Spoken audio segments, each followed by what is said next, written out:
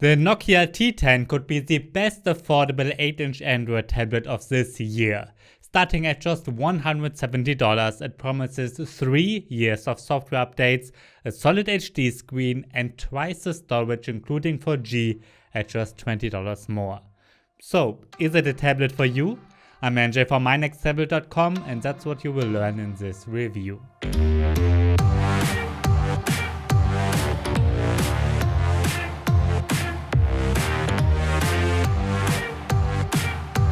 Before we start, don't forget to subscribe to this channel. I'm reviewing almost every tablet that gets released, and the next one will be the Nokia T10, which is the bigger brother. It will be one of the next ones. The Nokia T10 is interesting mostly because of its 8-inch display.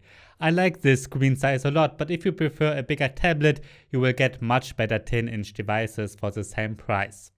What's cool about an 8-inch tablet is the small size, which allows you to fit it into most jacket pockets. Its 8-inch display has an aspect ratio of 16:10, and it's a standard and fully laminated LCD. At 1280 by 800 pixels, the resolution is quite low, so that the pixel density of most cheap smartphones is much higher. However, in this price range, I think an HD resolution on 8 inches is okay, and the pixel density is similar to a 10-inch Full HD tablet. Most aspects of the screen are pretty good. Contrast and color reproduction are fine, and viewing angles are wide enough. The screen is bright enough for most environments except for direct sunlight. It's a little bit darker than the iPad mini, so I'm guessing it's around 400 nits. Since it has a wide level of L1, you can watch Netflix and other streaming services with HD resolution that wasn't possible with the bigger Nokia T20. It's not a perfect media tablet, however, because the speakers can be a bit scratchy at maximum volume. The sound is okay though once you turn it down a bit. Then it's fun for YouTube and a bit of music to relax to.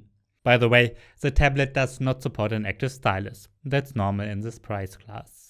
Let's check out its inner values. Inside the Nokia T10 sits a Unisoc T606 chipset that can access 3 or 4 GB of RAM and 32 or 64 GB of internal storage. You can get it with integrated LTE as well. I like that the highest end version costs just $20 more than the cheapest one. In my Geekbench 5 benchmark comparison, you can see that the performance is much better than the Amazon Fire HD 8 and Samsung Galaxy Tab A7 Lite. The Realme Pad Mini is a little bit faster, however. More expensive competitors like the Samsung Galaxy Tab Active 3 are much faster. The later one is the fastest 8-inch Android tablet in most countries. The Nokia T10 sits a bit below the Realme Pad Mini in the 3D Mark Wildlife test as well. Here you can tell that it's more of an entry-level tablet. The Apple iPad Mini is much faster. In my gaming test, it performs as the benchmarks suggest. Most games don't need that much performance because many like to buy cheaper devices, and most developers want to get these customers as well. And that's why games like PUBG Mobile are playable quite well with HD graphics, but you can't even select higher ones. That's what Asphalt 9 shows as well. With the lowest graphics settings, that game runs very well and makes a lot of fun. Except when you care about good graphics, because you will see quite a lot of pixelation here. Simpler games like Raise the Sun run fantastically. I can't recommend it as a gaming tablet because I think for games the iPad mini offers the best value, but if you're looking for something to play simpler games with, it's good enough. Besides that, the performance is fine for simple apps. I use the Nokia T10 to surf the web and Chrome, watch some YouTube, read with the Kindle app, and scroll through Instagram. This smartphone app looks usable on an 8-inch screen. I also connected a Bluetooth keyboard and wrote a bit in Microsoft Word. That works fine. It can always happen, however, that you have to wait a couple of seconds until the app is loaded. Overall, the performance is okay, but it's certainly not suited for intensive multitasking. When I use it as fast with tons of apps after another as I do with my smartphone, it can stutter. I also can't recommend it as a tablet to edit photos or videos with. I like 8-inch tablets for photo editing because they are so portable, but an iPad mini is much better suited for that. But as I said, it's fine for simple apps. The Nokia T10 is running Android 12 out of the box, and they did not change the interface much. It's pretty much vanilla Android, and that's great. Some ads are pre-installed like Spotify, ExpressVPN and Amazon Shopping, but you can deinstall them easily. I feel like almost every app from Google is pre-installed, and I think that's good with Android devices. Among them are Google Kids Space and the Entertainment Space. The latter one is deeply integrated into the home screen. Usually you can deactivate it easily, but in this case the setting somehow doesn't work. I guess it's a bug. You should also be able to use the T10 as a second screen for your Windows device. There's an app pre-installed for that, and Windows does recognize it. However, every time I tried to connect it to my laptop, it failed. I guess that's another bug. Nokia will have chances to fix those bugs because they're promising 3 years of security updates and 2 years of big Android updates. So after Android 12, it should get 13 and 14. That's fantastic because usually cheap tablets like this get 1 at most and often no updates at all. Among these will be the Realme Pad Mini, so future updates are a big advantage of the Nokia T10. The Nokia T10 looks like an old tablet because on the top and bottom it has thick screen bezels. It's also quite thick at 9mm and heavy at 375 grams. It has a polycarbonate body, which is plastic, and it's available in the color Deep Ocean, which is the turquoise. With that being said, the plastic body does not feel cheap because it has a nice texture on the back. It feels better built than the Amazon Fire HD 8 for instance, but worse than the Realme Pad Mini, which has a metal body. We get a power button, a volume rocker, as well as a 3.5mm headphone jack and a USB-C 2.0 port. You can extend the storage using a microSD card, and if you get the LTE version, that's also where you put the SIM card. A fingerprint scanner is missing. You can unlock the tablet using facial recognition, which works very fast and well.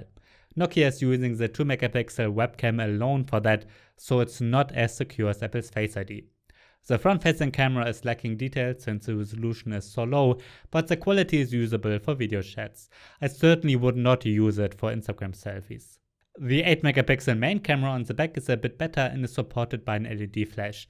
It's lacking some detail too, but the quality is fine for occasional snapshots. I bought the LTE version of the Nokia T10 and that's why I used it outside with my SIM card for a while. The internet connection was stable for the most part, but in speed tests it performed a bit worse than my smartphone. It can always be with cheaper tablets that the connection is not as good as in the countryside. But since I was in a big city the whole time, I couldn't test it. Sadly, you cannot make phone calls with this tablet, and sending SMS text messages is not possible either. That's very disappointing because with most Android tablets that support 4G or 5G, that is possible. Sure, an earpiece is missing, but I often replaced my phone with an 8-inch tablet in the past. You can just use a headset or ignore all phone calls, which I like to do anyways. Well, the phone app is missing here, and if you open the messaging app, it asks you to connect to your smartphone. You cannot turn on a phone feature in the settings either. I also played a bit with Google Maps, and as far as I can tell, it shows my position quite accurately. However, a compass is missing, so it does not make much sense as a navigation device. In my battery test, the Nokia T10 got a runtime of 7.25 hours, and for this I'm always looping an HD YouTube video at maximum brightness. Let's get to my final verdict of this Nokia T10 review. I think it is the best 8-inch entry-level tablet you can buy right now. That's mostly because of the 2 big Android updates that Nokia is promising.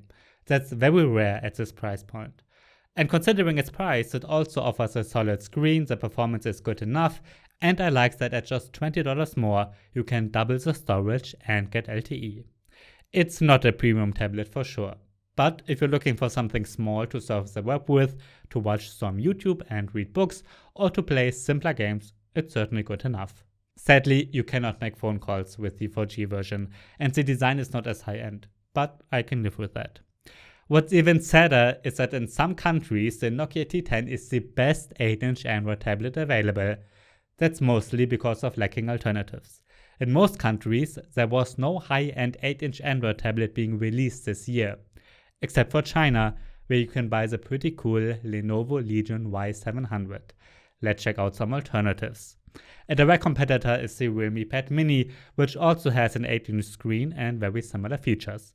Prices are very similar, but the Realme offers a bit better performance and a metal body that feels much higher end. However, it probably won't get any big updates, and that's why I think for many, the Nokia T10 is the better choice. If you're looking for an 8-inch premium tablet, then the Apple iPad Mini is the much better choice. It's better than the Nokia T10 regarding everything. It's more powerful, has a more premium design, works with the Apple Pencil 2, and will also get longer updates. The selection of apps that are optimized for tablets is larger as well. However, it costs around 3 times as much. Now, if you need a high-end 8-inch Android tablet, you can check out the Samsung Galaxy Tab Active 3. It's over a year old now, but it's more powerful than the Nokia T10. It has a better screen, supports the S Pen, and is better in most aspects. But since it's aimed at business customers, it looks a bit old, but has a very rugged design. From China, you can import the Lenovo Legion Y700 as well. This is a premium 8-inch Android tablet, but since it's quite expensive and you won't get any local support, well, unless you're living in China, I can't recommend it for most. I think most are better off with the Apple iPad Mini. Alright, that's my review of the Nokia T10. If you have any questions, write them down below. I'm Andrzej from mynexttablet.com. Thanks for watching and see you next time.